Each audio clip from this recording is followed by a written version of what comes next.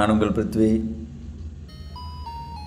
கிறிஸ்மஸ்ன்னு சொன்னாலே எல்லாருக்கும் ஞாபகம் வருது கிறிஸ்டின் ஃப்ரெண்ட்ஸு வீட்டுக்கு போனால் கேக்கு தடபுடலாக விருந்து தான் அப்படின்னு.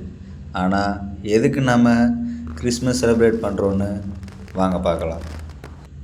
இயேசு கிறிஸ்துவோட பிறந்த தினம்தான் கிறிஸ்மஸ்னு எல்லாருக்கும் தெரிஞ்ச ஒன்று. கிறிஸ்மஸ் என்ற வார்த்தைக்கு பின்னாடி சுவாரஸ்யமானதாக இருக்கும். கிறிஸ்மஸ் ஃபெஸ்டிவலை வேர்ல்டு ஃபுல்லாக கிறிஸ்டின் மக்கள் சூப்பராக கொண்டாடி சந்தோஷமாக இருக்காங்க. இந்த டேவை ரொம்ப ஸ்பெஷலாக கொண்டாடுறாங்க.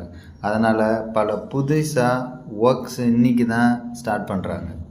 இப்படி தான் கிறிஸ்மஸ் பண்டிகை நாட்டு மக்கள்கிட்ட ஃபேமஸ் ஆச்சு. கிறிஸ்மஸ் பண்டிகை அப்போது பாரசீக நாட்டில் உள்ள எல்லா அடிமைகளுக்கும் ஒரு நாள் விடுதலை கொடுக்குறாங்க. அந்த காலத்தில் பேய் பிசாசு ஆவிங்கன்னு எல்லாத்துக்கும் பயந்தாங்க. வருஷத்தில் நீண்ட நைட் இருக்கிற டைமில் அந்த ஆவிங்க மக்களுக்கு கெட்டது செய்யும் அப்படின்னு நம்புகிறாங்க.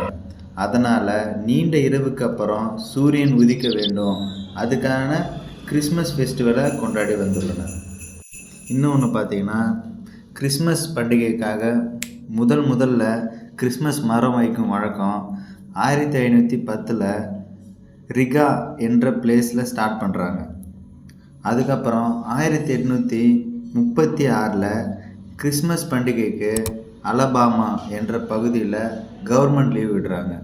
இயேசு கிறிஸ்து பிறந்த இயர் சரியாக தெரியல, ஆனால் கிமு 7க்கும் கிமு 2க்கும் இடைப்பட்ட காலத்தில் பிறந்திருக்கலாம் அப்படின்னு சொல்கிறாங்க.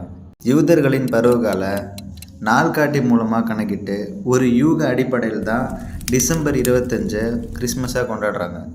கிறிஸ்மஸ் பண்டிகை அப்போது கிறிஸ்துவர்கள் குழுக்களாக சேர்ந்து கேரல் சர்வீஸ்னு நிகழ்ச்சி நடத்துகிறாங்க. இந்த கேரல் நிகழ்ச்சியில் குழந்தை இயேசுவை வாழ்த்தியும் அவரது பர்த்து, அவர் உலகிற்கு வந்த நோக்கம் பற்றியும் பாடல் பாடுவது வழக்கம். 1847 ஃப்ரான்ஸில் தான் ஃபஸ்ட்டு கிறிஸ்மஸ் கேரல் சர்வீஸ் நடத்தப்பட்டது. ஹோலி நைட் என்ற ஃபேமஸ் கிறிஸ்மஸ் சாங் பாடியிருக்காங்க. அங்கே தான் ஃபஸ்ட்டு. துன்பங்கள் களைந்துவிட்டு துயரங்கள் தகர்த்துவிட விடியலென வந்துவிட்டார் விண்ணுலக தேவன் இயேசு கிறிஸ்து. இனிய கிறிஸ்துமஸ் தின நல்வாழ்த்துக்கள் அனைவருக்கும்.